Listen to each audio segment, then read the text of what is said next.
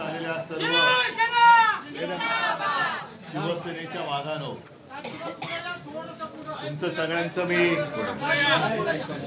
मातोश्रीमध्ये आणि शिवसेनेत स्वागत करतोय. कुठला स्टँड? तो काढताना नाही येणार, काहीतरी एक स्टँड पाहिजे ना मध्ये. आपले लोक स्टँड बदलणारी हाच प्रॉब्लेम झालेला आहे. आता संजोगजी बोलले, ज्याचा उल्लेख संजय आपण सुद्धा केलात की मला भेटल्यावर तुम्ही भाऊक झालात. हा काळ असा आहे की मला आता भाऊक आणि खाऊक यातला फरक कळायला लागलेला आहे. काही जण जे भाऊक आहेत तुमच्यासारखे, भावनेला महत्व देतात, ज्यांच्यामध्ये काही संवेदना आहेत, संवेदनशील आहेत, ते सर्व निष्ठेने भगव्यासोबत आहेत. आणि काही जे घाऊक आहेत, जी मगाशी तुम्ही काय घोषणा दिलीत, आता ते कोण घाऊक आहे ते तुम्हाला सांगण्याची गरज नाहीये, पण त्यांना त्या खोक्यामध्येच बंद करून टाकण्याची आजची आवश्यकता आहे. तसं पाहिलं तर हा मावळ लोकसभा मतदारसंघ जेव्हापासून तो निर्माण झाला त्यावेळेपासून शिवसेना जिंकत आलेली आहे. अगदी सुरुवातीला आपले बाबासाहेब होते, नंतर मी शब्द दिला होता म्हणून हे आत्ता गद्दार झाले त्यांना उमेदवार दिली. म्हणजे असं काही नव्हतं की शिवसेनेकडे उमेदवार नव्हता. आता त्यांनी गद्दारी केली. गद्दार आणि स्वाभिमानी याच्यामधला फरक हा संजोग आणि त्या गद्दारांमध्ये आहे. फरक स्वच्छ आहे. आज तुम्ही सगळेजण शिवसेनेत आलात. काय असं शिवसेनेकडे आहे आता? सत्ता जी होती ती पुन्हा येणारच आहे, त्याच्याबद्दल दुमत नाहीच आहे. पण सत्ता त्यांनी हिसकावून घेतली, गद्दारी केली. आणि तसं पाहिलं तर नेहमी एक राजकारणामधला पायंडा आहे की जिथे सत्ता असते तिकडे गर्दीचा ओघ असतो. पण आपल्याकडे उलट आहे. काल सुद्धा जळगावमधनं बरेच लोक शिवसेनेत आले.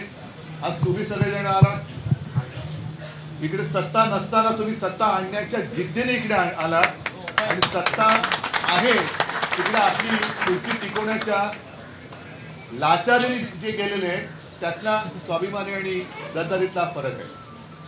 मला इथे जास्त काही मोठं भाषण करायचं नाही, पण तुमचा उत्साह मला सांगतोय की तिकडे प्रचाराला मला येण्याची गरजच नाही. लोकसभेमध्ये शिवसेना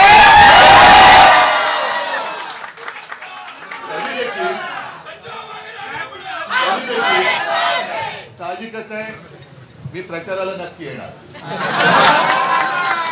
आणि हा मतदारसंघ जरासा भौगोलिकदृष्ट्या वेगळा आहे. थोडासा एक डोंगरावरती जातो, बराचसा खाली येतो.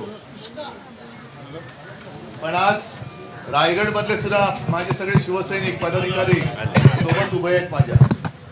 आणि त्यांनी मला पहिल्यांदाच सांगितलं की साहेब तुम्ही द्याल तो उमेदवार, तुम्ही उमेदवार द्या, आम्ही या गद्दाराला गाडणार. आता मोठं काम आहे तुमचं आहे. जे वरची लोक आहेत पिंपरी चिंचवड मावळ वगैरे त्या भागातले, कारण इथून आपल्याला मोठी आघाडी पाहिजे.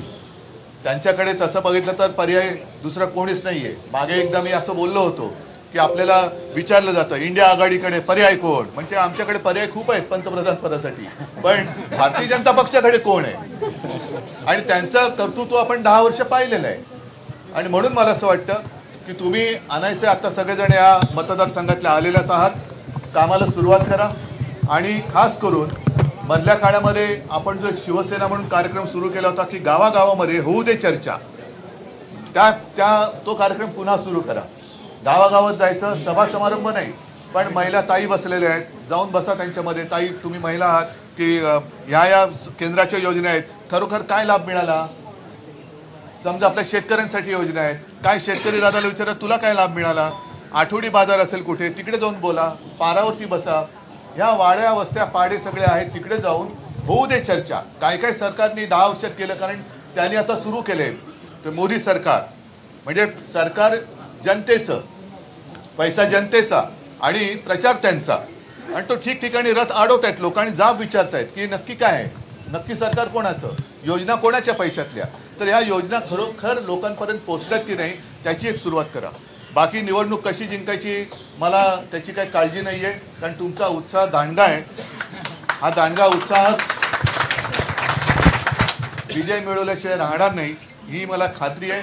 तुम्हाला नवीन वर्षाच्या शुभेच्छा देतो आणि एक सांगतो की संजोगजी तुम्ही आणि तुमच्या सोबत जेवढे लोक आलेत, कारण गौतमजी आता ते एकनाथजी पण आलेत, आता त्यांना ते शिवसैनिकच आहेत, शिवसैनिकच आता जुने नवे काय नाही, एकदा शिवसेनेत आलात की सगळे शिवसैनिक आणि सगळ्यांनी एक आपलं भगवा, कारण मावळ म्हटल्यानंतर पुण्याचा भाग येतो आणि पुणा म्हटल्यानंतर शिवनेरी आलीच, त्याच्यामुळे जिथे छत्रपती शिवाजी महाराज जन्माला आले तिथेच पहिल्यांदी गद्दारी गाड्याची सुरुवात करायची तिथूनच.